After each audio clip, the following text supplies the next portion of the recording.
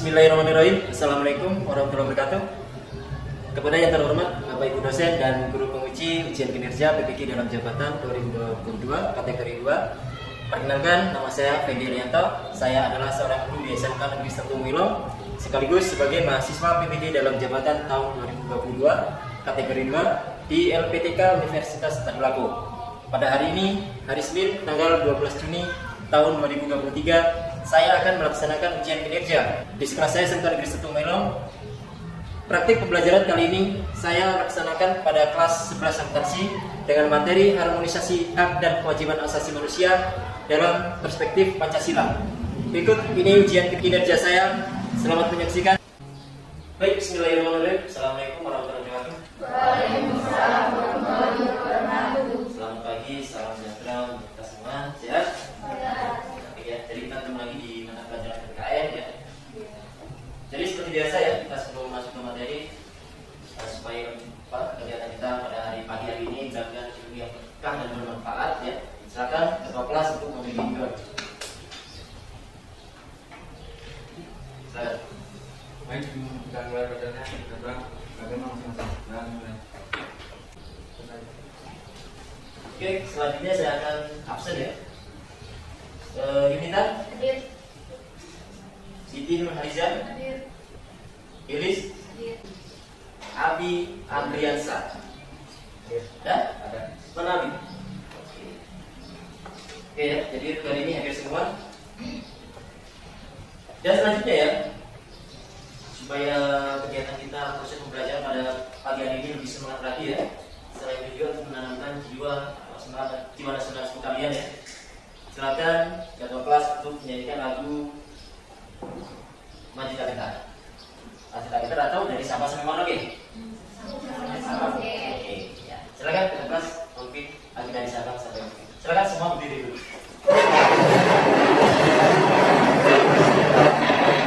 Saya hitung dari 1, 2, 3. Dari Sabah sampai Merauke berjajar pulau. Oke, silakan semua duduk kembali. Dan selanjutnya ya, sebelum kita masuk ke materi ya, masih ingat materi yang minggu lalu kita bahas apa?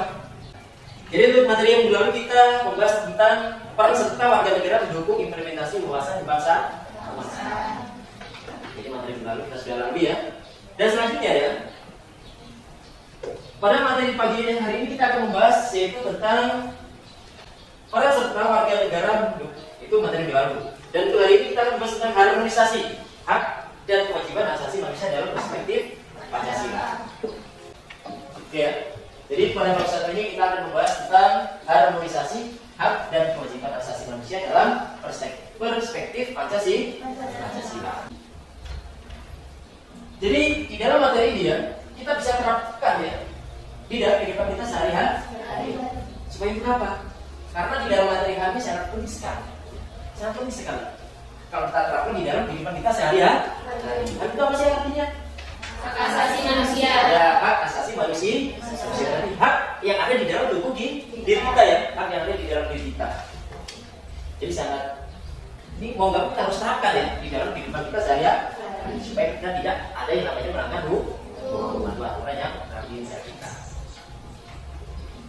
Dan selanjutnya di dalam materi ini ada tujuan pembelajaran pada pagi hari ini ya.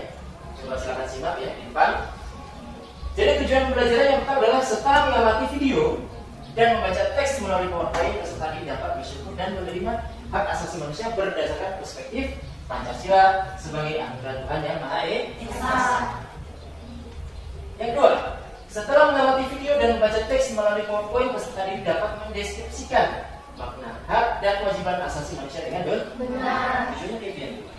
Jadi kalian mendeskripsikan apa itu hak dan kewajiban. Dan bisa membedakan antara hak dan kewajiban. Hak itu apa? Kewajiban itu apa? Dan yang selanjutnya, yang berapa? Ya. Setelah mengamati video dan membaca teks melalui PowerPoint, peserta didik dapat menganalisis penyebab pelanggaran hak asasi manusia dengan benar. Yang keempat, setelah mengamati video dan membaca teks melalui PowerPoint, peserta didik dapat menganalisis kasus pelanggaran hak asasi manusia di Indonesia dengan benar. menganalisis ya kasus-kasus pelanggaran hak asasi manusia yang ada di negara kita. Dan yang terakhir, setelah mengamati video dan membaca teks melalui PowerPoint, peserta didik secara berkelompok dapat menyajikan hasil analisis penyebab pelanggaran hak asasi manusia dan kasus pelanggaran hak asasi manusia dengan bahasa yang komunikatif dan jelas serta percaya diri. Jadi nanti setelah kita menganalisis kasus pelanggaran HAM ya, hak asasi manusia yang ada di Indonesia, kalau sudah menemukan, lalu kalian mempresentasikan ya hasil analisis kalian di depan kelas ini. Jadi itu tadi ya tujuan pembelajaran kita pada pagi hari ini. Dan selanjutnya, dari sini ada yang kita lihat sebelum tadi. Ya? Ya, jadi saya harapkan ya proses pembelajaran kita ya, khususnya PPKS itu bukan hanya PPKS sebenarnya, semua mata pelajaran ya sampai kayak minggu lalu itu kayaknya ada 2 siswa yang bolos ya di mata pelajaran saya. Jadi saya harapkan kedepannya jangan sampai ada yang bolos lagi. Tingkatkan kedisiplinan kalian, kalian sudah kelas 2, sebentar lagi sudah kelas 3, dan jangan sampai nanti putus di tengah jalan. Bisa ya? Bisa. Itu semua demi kebaikan kalian. Dan selanjutnya ya, kita masuk ke materi. Jadi yang akan kita bahas pertama adalah makna hak asasi manusia. Apa sih hak asasi manusia itu ya? Apakah hak itu sekedar hak melekat pada diri kita nggak gitu? Hak apa saja kita? Akan kita bahas ini. Tapi sebelumnya ada yang bisa menjelaskan ya hak itu apa? Hak asasi manusia. Ada yang bisa menjelaskan? Siapa kira-kira? Apa itu hak? Silakan. Ada yang tahu? Hak itu apa? Ya, silakan berdiri. Hak asasi manusia adalah seperangkat hak yang melekat pada hakikat dan keberadaan manusia sebagai makhluk Tuhan yang Maha Esa dan merupakan akidahnya yang wajib dihormati, dijunjung tinggi dan dilindungi oleh negara, hukum pemerintah dan setiap orang demi kehormatan serta perlindungan hak dan martabat manusia. Oke, selanjutnya. Oke ya. Jadi hak itu adalah seperangkat alat ya. Alat apa? Kita jelaskan. Jadi menurut undang-undang ya, RI nomor 39 tahun 1999, hak asasi manusia adalah seperangkat hak yang melekat pada hakikat dan keberadaan manusia sebagai makhluk Tuhan yang Maha Esa dan merupakan anugerahnya yang wajib dihormati, dijunjung tinggi dan dilindungi oleh negara, hukum, pemerintah dan setiap orang demi kehormatan serta perlindungan hakikat dan martabat manusia. Itulah hak. Ya. Jadi hak itu adalah seperangkat hak yang melekat pada hakikat dan keberadaan manusia.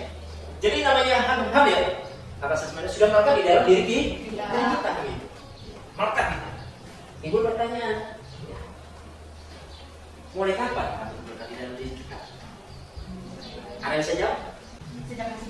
Sejak masih di dalam. Alasannya kenapa?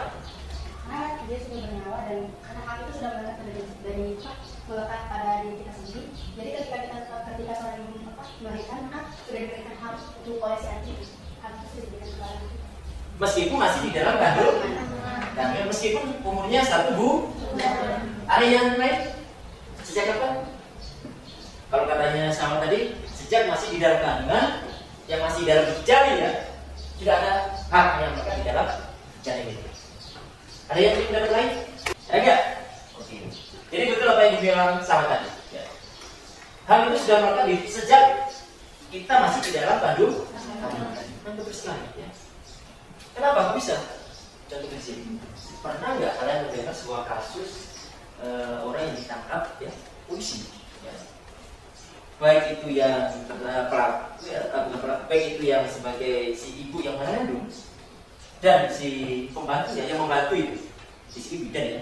Banyak kasusnya ya kalau kalian di media ya dan isi berita itu banyak sekali orang yang mengaborsi janin yang masih di dalam kandung. Dari contoh kasus itu kita bisa lihat bahwa ternyata hak itu melekat sejak kita masih di dalam kandung sudah dilindungi oleh hukum. Karena kenapa? Dia mempunyai hak untuk hidup. Dia punya hak untuk hidup. Meskipun dalam kerja, saya masih di dalam kandungan. Jadi intinya ya, di dalam hak ya hak asasi manusia ini, hak ini sudah melekat di dalam diri kita sejak kita masih di dalam kandungan itu kita sudah punya yang namanya hak untuk hidup. Bisa dipahami? Selanjutnya,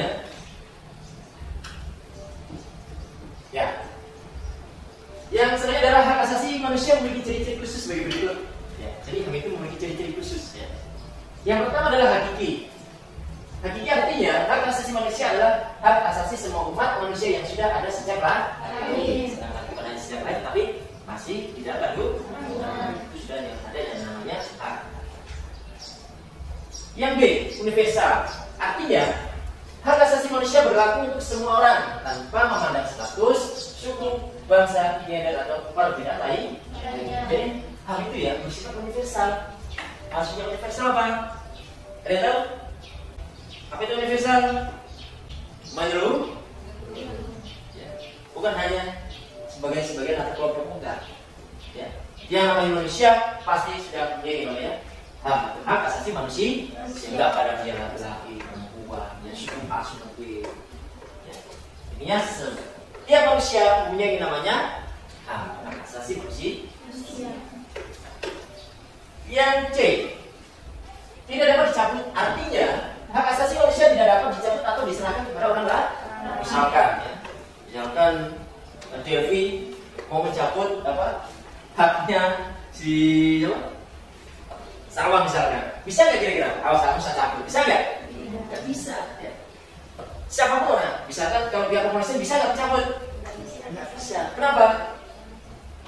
Alasannya kenapa kira-kira? Jadi saya jelas sekali bahwa di dalam ciri-ciri khusus HAM itu adalah tidak dapat dicabut. Bisa, awas kamu bisa cabut sambil menolak, nggak bisa. Ya. Jadi intinya HAM ini siapapun nggak bisa mencabut pada diri kita. Sampai kapan? Sampai kapan? Sampai meninggal. Oke, selanjutnya. Yang D, tidak dapat dibagi. Artinya semua orang berhak mendapatkan semua hak, apakah hak sipil dan politik atau hak ekonomi, sosial dan budaya. Ingat, hak itu nggak bisa dibagi. Ini bukan semacam kayak makanan ya. Oke, kalau makanan silakan. Misalkan kalian beri nasi goreng atau bisa bisa goreng silakan, ini makanan. Tapi kalau namanya hak ini ya sifatnya nggak bisa dibagi. Ini saya kasih hak saya. Ini hak saya juga bisa. Karena kenapa? Sudah di dalam diri kita. Nah, jelas sekali ya. Di dalam ciri-ciri khusus hak yang pertama adalah hakiki, universal, tidak dapat dicabut dan tidak dapat dibagi. Artinya semua orang berhak mendapatkan semua hak sipil, hak politik, hak ekonomi, sosial dan budaya. Gaji. Kalau kalian bekerja, berarti hak kalian apa? Ya, gaji. Masih di dalam ekonomi. Misalkan kalian punya, kalau punya motor itu masalah apa sih? Misalkan kalian punya motor, kalau ada yang mencuri, salah satu pelanggaran nggak? Ada ya. Oke, dari sini ada yang ditanyakan silakan. Di dalam ciri-ciri khusus hak asasi manusia, coba tarik. Lanjut ya. Selanjutnya, makna kewajiban asasi manusia. Kalian tadi hak ya. Pasti hak, makna kewajiban. Kewajiban secara sederhana dapat diartikan sebagai segala sesuatu yang harus dilaksanakan dengan penuh tanggung jawab. Dengan demikian, kewajiban asasi dapat diartikan sebagai kewajiban dasar setiap manusia. Tertentu pasal 1 ayat 2 Undang-Undang RI nomor 39 tahun 1999 tentang hak asasi manusia menyatakan kewajiban dasar manusia adalah seperangkat kewajiban yang apabila tidak dilaksanakan tidak memungkinkan terlaksananya dan tegaknya hak asasi manusia. Ya, kalau yang tadi kewajiban ya. Yang tadi hak ya. Yang sekarang kewajiban. Berarti kalau kewajiban itu sesuatu hal yang harus kita laksanakan, kita kuatkan sebenarnya. Kalau hak tadi suatu hal yang harus kita dapatkan. Bisa membedakan? Hak berarti sesuatu hal yang harus kita dapatkan tadi. Sedangkan kewajiban sesuatu hal yang harus kita lakukan. Itulah makna kewajiban asasi manusia. Contohnya tadi, orang bekerja, haknya apa? Mendapatkan uang ya. Kewajibannya apa? Ya, kewajibannya berarti dia melaksanakan tugas atau fungsinya di dalam pekerjaan. Masih di dalam kewajiban. Di sini ada gambar ya. Gambar 1 dan gambar 2.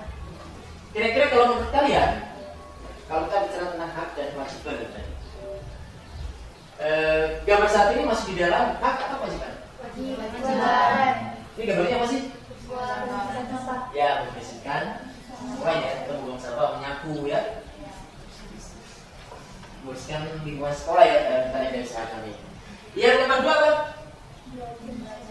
Ya, proses belajar.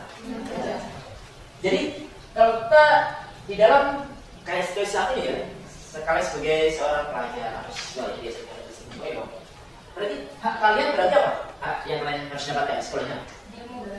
Ilmu. Terus apa lagi? Ilmu ya. Dan mendapatkan proses pembelajaran setiap hari. Hak kalian itu ya sebenarnya ya. Hak kalian. Kewajiban kalian apa?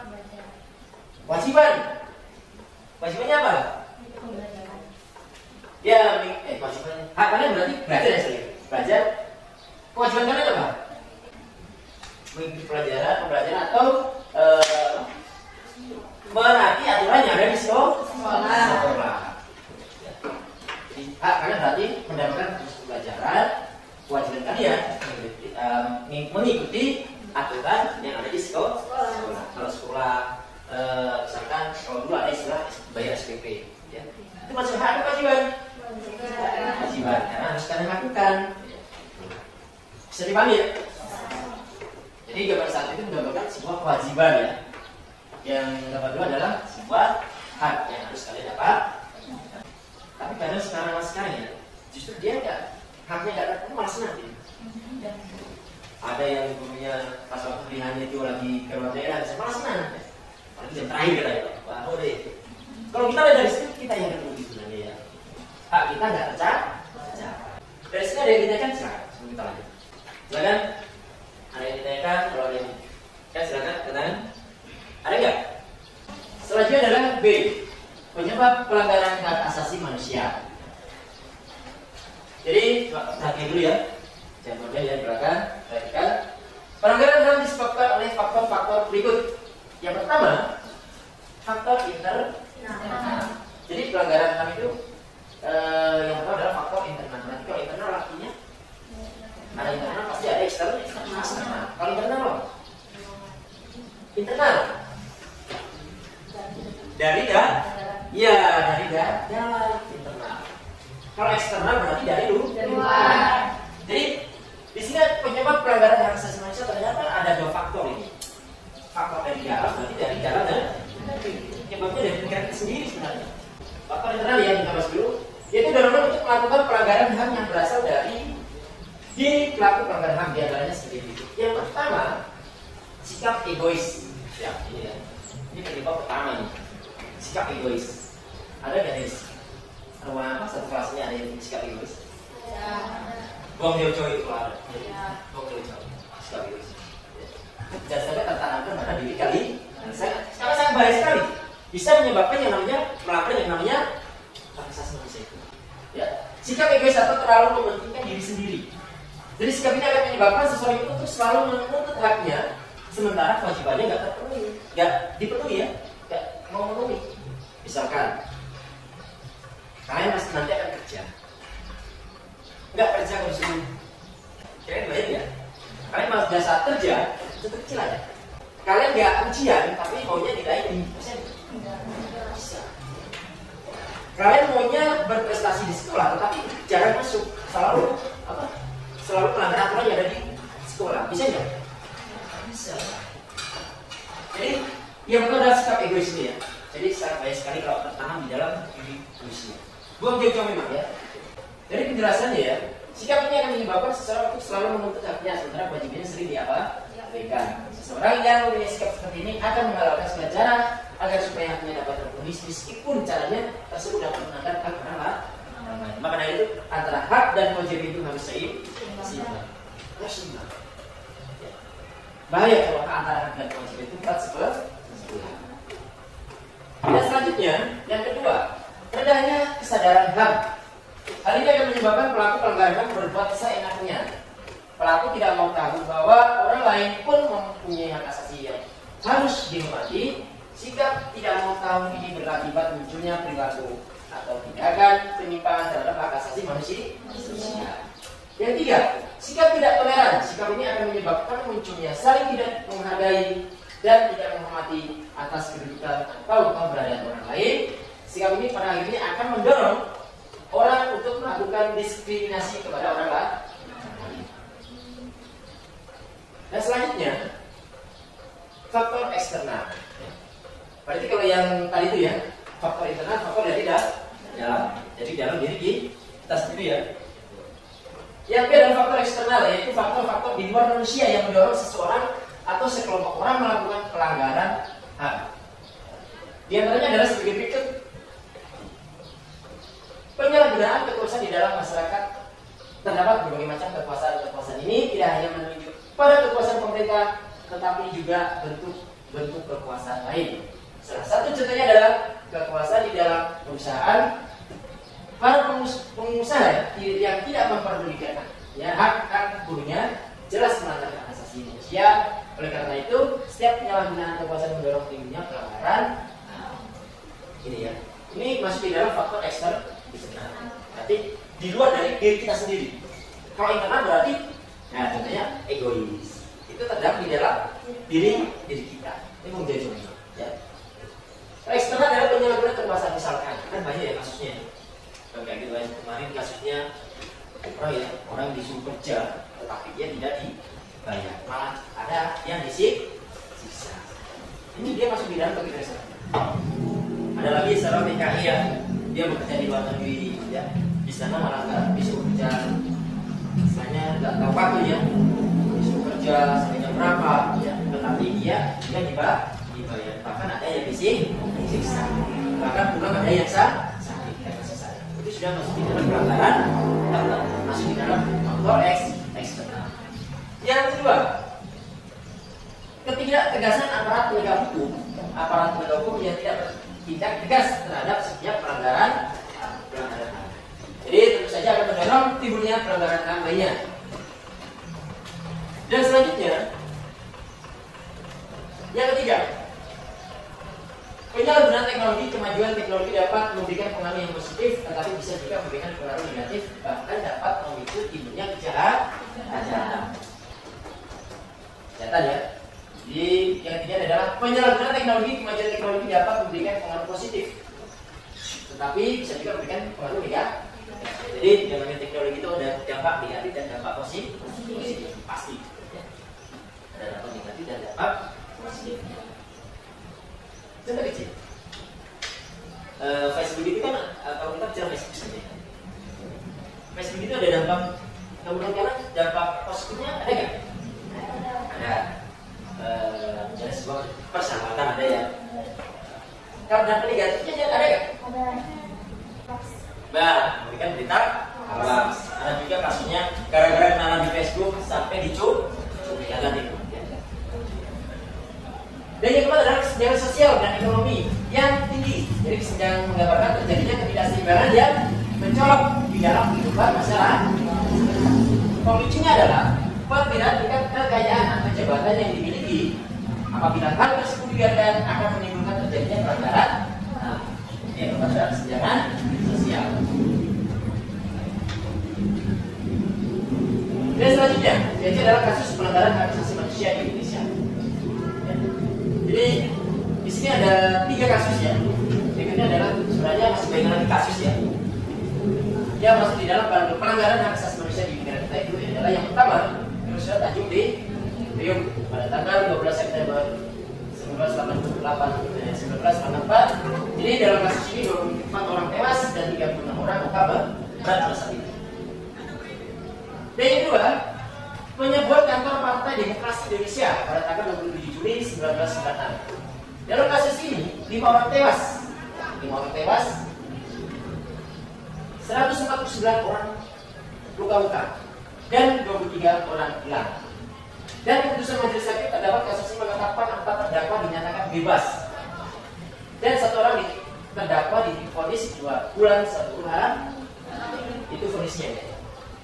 Yang ketiga, penembakan mahasiswa Universitas Trisakti pada tanggal 12 Mei 1998. Dalam kasus ini 4 orang mahasiswa tewas. Mahkamah Militer yang menyidangkan kasus ini memvonis 2 terdakwa dengan hukuman.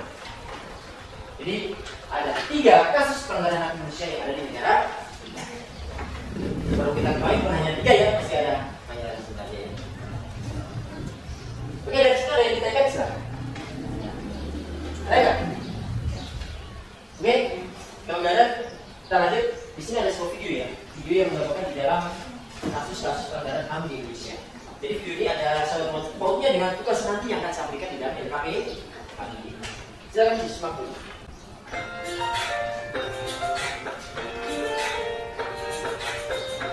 Masa sumpah ingin melawan kita melakukan suatu ketegangan lain seperti antara ada yang lain Iya, jadi di sini ada 4 ya.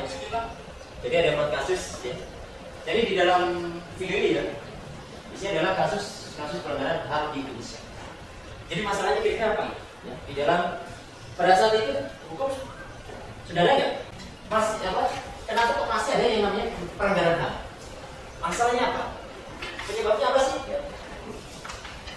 Pada saat kejadian ini ya, hukum itu sudah ada. Tapi kenapa kok masih ada yang namanya pelanggaran? Nah, bahkan ada yang meninggal, ada yang luka. Masalah inilah jadi nanti yang akan kalian cari di dalam tugas kalian. Bisa dipahami ya? Dari video ini ada yang ditanyakan sebelum kita lanjut? Ya, jadi video ini nanti akan kita jadikan bahan diskusi kita. Tugas kita di dalam LKPD nanti. Kira-kira faktornya apa? Negara kita sudah ada hukum, ya. Masih ada terjadi yang namanya pelanggaran. Penyebabnya apa? Oke. Selanjutnya ya, tapi sebelum kita lanjut, saya akan bagi buat sebuah kelompok. Jadi saya akan buat kelompok dari satu kelas ini 4 kelompok. Jadi satu kelompok 4 oh. Jadi kelompok ini mereka langsung saya duduk aja ya. Oke, saya tutup. Lalu untuk kelompok 1 ya, kelompok 1 Yudita, mana? Siti Nurhaliza, Lilis dan Fami. Ingat ini kelompok 1. Dan setiap kelompok harus buat ketua kelompoknya. Ya, ditutup memang. Dan selanjutnya yang kelompok 2 adalah Zalina, Mayan, Devi dan Feya. Itu adalah kelompok. Dan kelompok 3 adalah Rizky, Moni, Milda, Saputri, terus Dewi, Indrian. Dan yang kelompok 4 Elin, Rizky, Abi, Andriansa dan itu kelompok 4. Jadi silakan setiap kelompok dibentuk ketua kelompok. Silakan. Selanjutnya Bapak akan kasih ke KPD. Jadi tugasnya nanti ada di sini ya. Jadi setiap kelompok akan saya bagi KPD-nya. Tinggal ya. Kelompoknya siapa? Ini kelompoknya siapa? Kelompok apa? Siapa? Salah.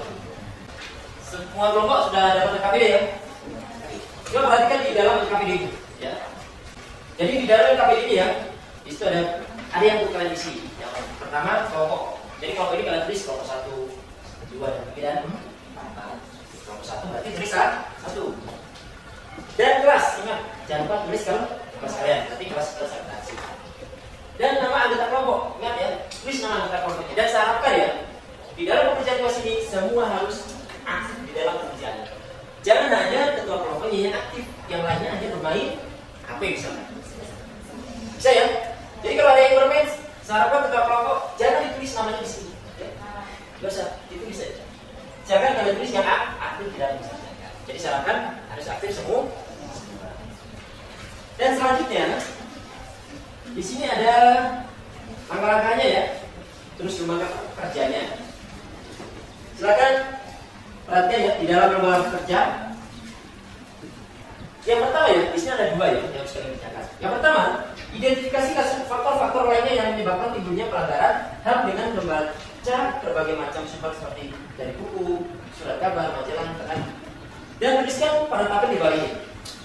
Sini ada faktor internal, penyebabnya apa ya? Dan kasih penjelasan.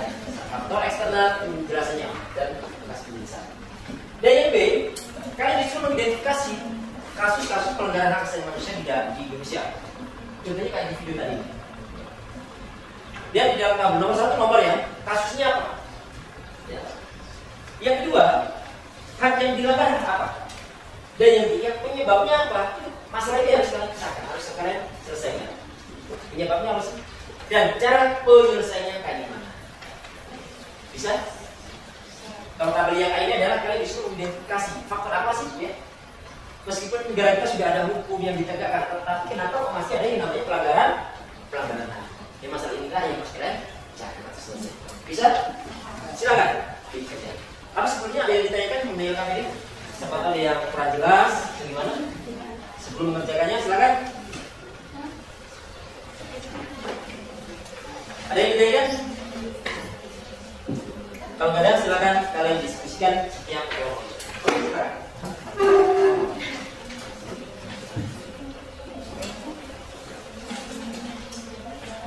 Kalau ada yang sudah, nanti kita setiap kelompok maju depan untuk presentasi.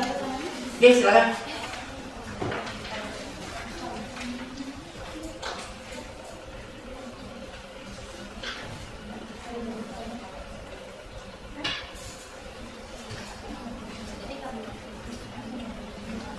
Kalau ada kendala, silakan ya, ditanyakan ya.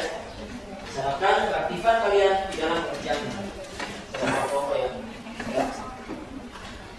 Di fase satunya ya, di dalam kelas. Kelompok 4 aman? Silakan didiskusikan ya. Ada yang ditanyakan, silakan ditanyakan. Jadi kasusnya apa ya, selain dari kasus itu penyebabnya apa dan penyelesaiannya kayak gimana. Itu bagian yang pertama. Faktor penyebabnya apa sih? Yang kita masih ada yang namanya pelanggaran HAM itu kelompok 4. Oke, kelompok sudah selesai. Kelompok sudah. Kelompok yang lain ada yang sudah selesai? Sudah. Jadi kelompok 1 sudah? Kelompok 2? Sudah. Jadi kalau semua kelompok sudah selesai, saya harapkan ya, berarti dari kelompok 1 dulu maju, habis itu kelompok 2, kelompok 3 dan kelompok 4. Berarti kelompok 4 terakhir.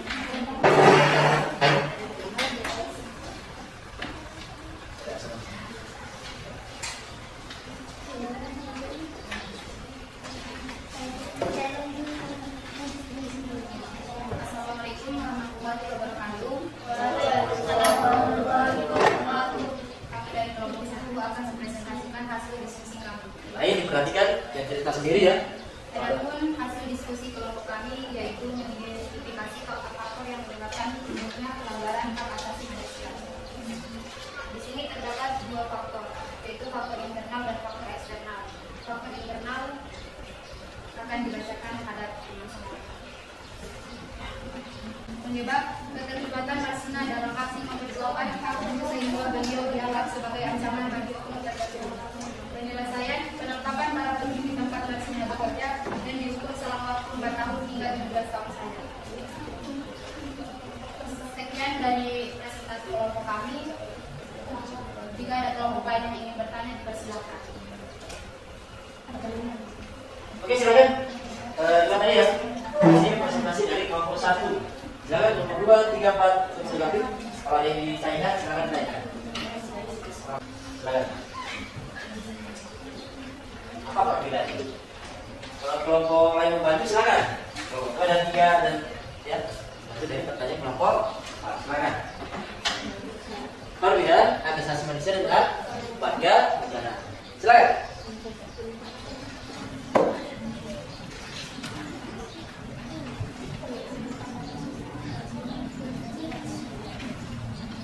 Ada yang membantu memulai? Ada? Silakan.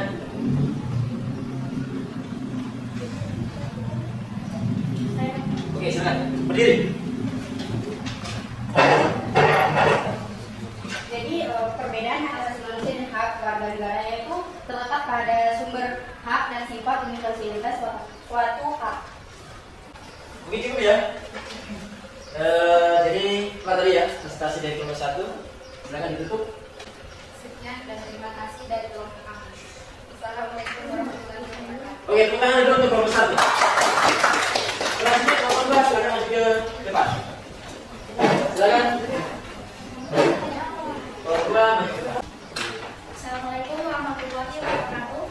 Waalaikumsalam warahmatullahi wabarakatuh. Perkenalkan, kami dari kelompok 2 yang beranggotakan 4 orang. Izinkan kami mempresentasikan hasil diskusi kami mengenai materi identifikasi faktor penyebab timbulnya pelanggaran HAM. Faktor yang kedua adalah faktor eksternal. Faktor penyebab pelanggaran HAM. 1. Penyalahgunaan teknologi. Penjelasan. Kemajuan teknologi dapat memberikan pengaruh yang positif, tetapi bisa juga memberikan pengaruh negatif. Itulah tadi hasil presentasi kelompok kami. Jika teman-teman ingin mengajukan pertanyaan, kami persilakan. Oke, silakan. Ada yang ditanyakan? Oke, kalau ada silakan itu. Baik, terima kasih atas waktu dan kesempatan yang telah diberikan kepada kami. Jika ada kesalahan dari hasil presentasi kami, mohon dimaafkan. Saya akhiri wabillahi taufiq wal hidayah. Wassalamualaikum warahmatullahi wabarakatuh. Oke, pertanyaan untuk nomor 2. Dan selanjutnya nomor 3 silakan maju ke depan.